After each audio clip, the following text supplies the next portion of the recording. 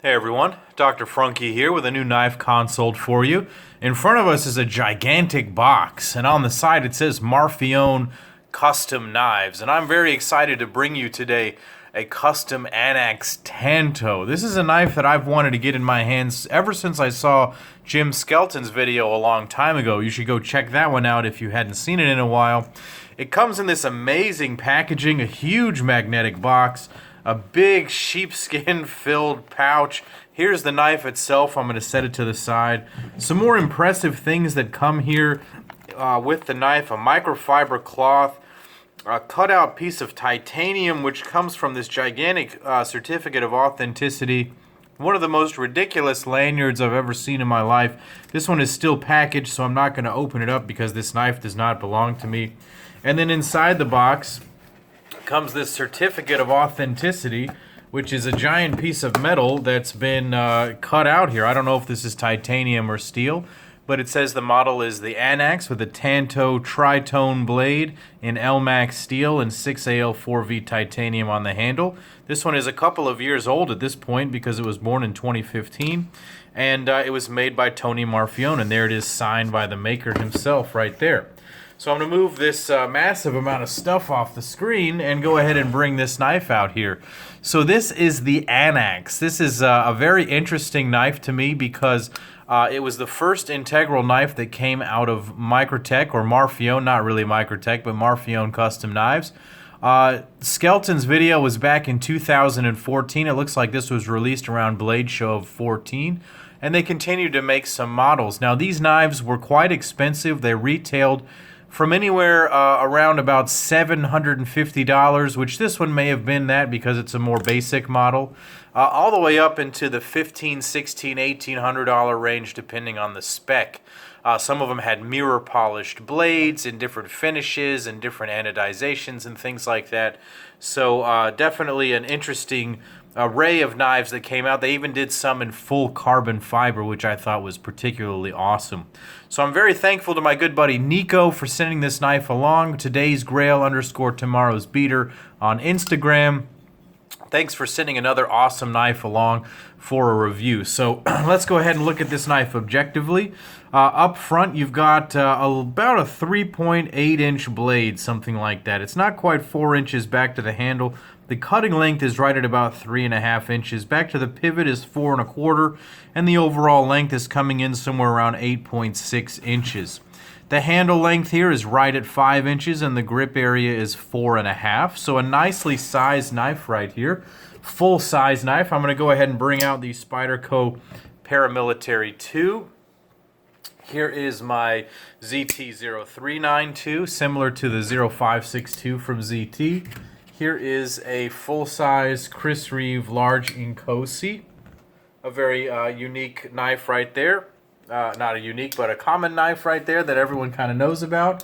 And then I'm going to bring out two other very special knives. This is the Peter Rizzenti Nirvana, and this is the Dalibor Bergam Helios. All three of these knives are integral knives, so a nice big size across the board here. This one is basically the same profile as my Nirvana, maybe even more compact in the handle, and so that's very impressive. Let's go ahead and figure out some other specs on this guy. It is a big chunk of titanium and steel, but the weight is not too bad at about 5.28 ounces. That's really not terrible. The width on this is going to be relatively thin thanks to that integral handle. Let's see, at the widest point right here where it swells out is just under 1/2 inch at 0.49 inches right there.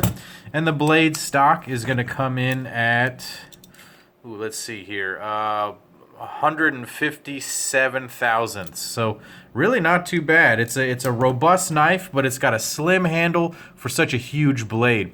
They do a very good job of doing a good handle to blade ratio right there, as that blade really reaches all the way to the end of that handle just about. So let's break this knife down anatomically. Up front is that LMAX blade done in this Tanto tritone finish. So you can see there's this fuller of sorts that's actually really the deployment sort of fuller. It's got a stonewash on the inside of there. There appears to be something of a horizontal satin going on the flats here, and then a stonewash, a lighter stonewash, almost a polished stonewash on the primary bevel. So a lot of different texturing work went into this blade, and the grind is just sick. Honestly, it's very cool looking. The blade came ridiculously sharp. I will give Tony some serious credit. I've never had one of his products come to me even resembling dull. Even the out the front knives came extremely sharp, but this one is absolutely incredibly sharp. A nice hollow grind all the way down there to the tip. This is not going to be the most ideal everyday carry knife in terms of slicing ability, but it will cut just fine, just about whatever you want. But it's just sort of a funky looking blade, very aggressive looking, very futuristic looking. And I like it, honestly. I love the way it looks. It's got some jimping and a thumb ramp back here, so it's actually quite comfortable to hold in the regular position. You can sneak up onto the jimping that they've got up here. It's got a nice amount of traction. You can get some controlled pressure on that tip out there, which is especially nice with this Tanto. You can use this Tanto blade for a lot of different reasons. I've really enjoyed it. It's got a nice sharpening choil going on right here.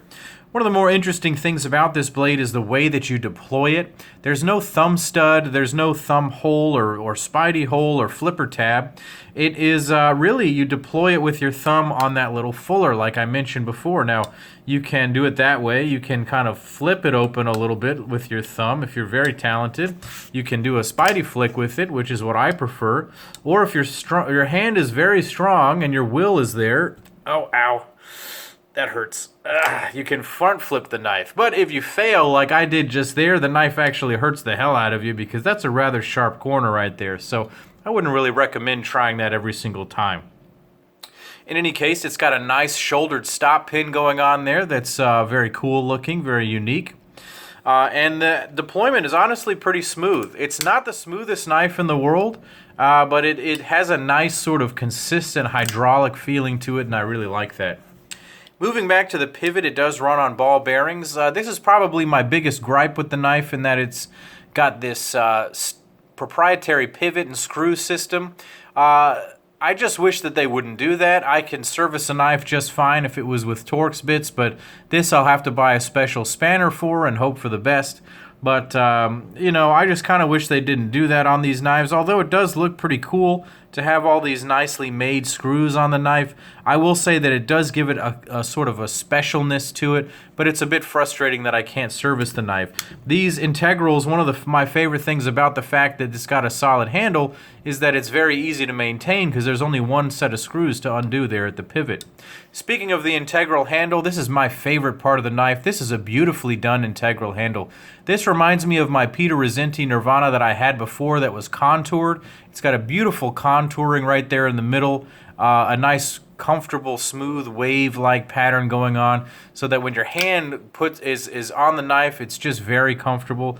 All the corners are nicely chamfered and rounded.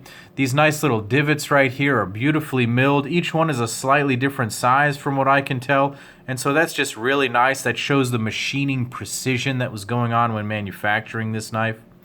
It is actually a sub-frame lock, so the frame lock is attached with those screws right there.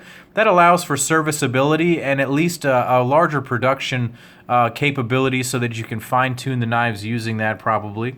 It does have a steel lock bar insert that's nicely integrated into the tip of the lock bar right there. I do like that. And it's got a very functional Todd Begg style clip. Again, with those very precise machining divots right there, I really, really like that. The knife is quite comfortable in the hand. It's got that thumb ramp and the choils are very comfortable. Nothing is sharp here. Even the jimping right here on the lock bar is actually quite smooth and it does not cause any real pain right there. It slices very nicely for the thickness that it has. I will say in terms of functionality, that little area in the blade right there, that line, is not really to my aesthetic eye, and it's not the most functional thing, but you just have to accept this knife for what it is, and that is a beautiful piece of slicing artwork, and I am super impressed with it. I think it's beautiful. I don't think I would want to own one of these because I get frustrated by the hardware and the fact that it's a sort of a strange deployment, but it is a beautiful knife, and I think that I would like to see some more integrals come out of Marfione Custom Knives. So what do you guys think of the Anax? Leave some comments down below. Click like and subscribe to my channel here. Follow me on Instagram at Dr. Frunkey and my buddy Today's Grail Tomorrow's Beater, and as always guys, take care.